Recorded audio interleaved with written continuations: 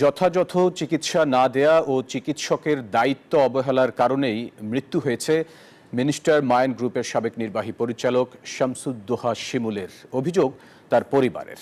শনিবার ঢাকা রিপোর্টার্স ইউনিটির সাগর রুনি মিলনায়তনে এক সংবাদ সম্মেলনে পরিবারের অভিযোগ, অপারেশনের সময় যথাযথ জীবন রক্ষাকারী সরঞ্জামের অভাব এবং সময়মতো রোগীর পরিস্থিতি সম্পর্কে তথ্য গোপন করার কারণে শামসুদ্দোহা শিমুলের মৃত্যু হয়।